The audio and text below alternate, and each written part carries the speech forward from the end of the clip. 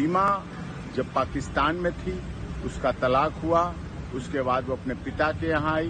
पिता की मौत के बाद सचिन से दोस्ती हुई। सचिन से दोस्ती के बाद उसने इस पाकिस्तान में रहते हुए सनातन धर्म ग्रहण किया। फिर नेपाल आई, नेपाल में सनातन धर्म के अनुसार विवाह किया।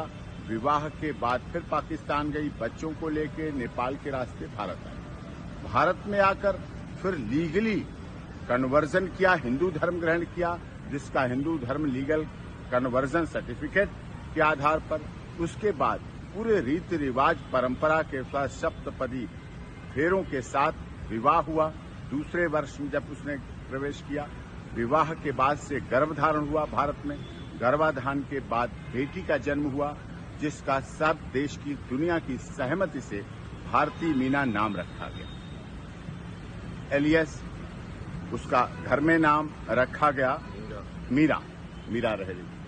अब इसके बाद सारी प्रक्रिया एटीएस लगातार पहले से अब में और कर रही। एटीएस जांच एजेंसी सारी कर रही है। पुलिस की निगरानी अब भी पहले भी शुरू से अब तक है। उत्तर प्रदेश पुलिस माननीय न्यायालय के आदेश पर सीमा सचिन मीना के घर, अपने पति के घर ससुराल में रह रही है, जो कि भारत में जन्म लिया, भारत का रहने वाला भारतीय है। देश के महामहिम राष्ट्रपति जी के यहाँ उसकी याचिका लंबित है। सारे ओरिजिनल डॉक्यूमेंट जो पाकिस्तान से लाई थी सब सीमा के एटीएस के पास है, जांच कर रही है।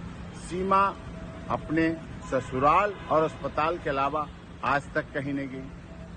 पिछले दिनों जब से ये पहलगाम घटना हुई, उससे भी एक दिन पहले उसके तीसरी नंबर की बेटी को वायरल फीवर की वजह से डेंगू हुआ। डेंगू में प्लेटलेट्स बहुत डाउन हुए। अभी भी वो बेटी के लिए दोनों पति पत्नी परिवार के साथ हॉस्पिटल में है, इलाज चल रहा है लगातार। नवजात बच्ची उनके साथ है, भारत में बेटी। उसका सर्टिफिकेट उत्तर प्रदेश की माननीय सरकार ने जारी कर रखा है, बर्थ सर्टिफिकेट, और उसके आधार पर है, भारत में रह रही है।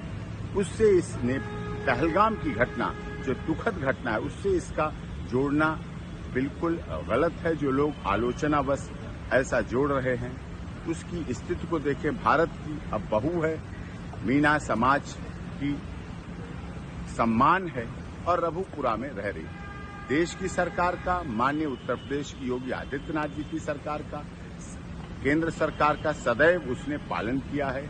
एटीएस की तमाम जांच में सदैव भाग लिया है। पूरी जांच प्रक्रिया चल रही है, चली है।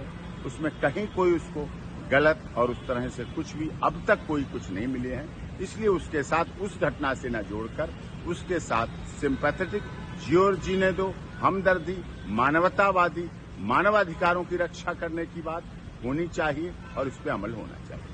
इस खबर पर अपनी राय हमारे कमेंट बॉक्स में जरूर दें।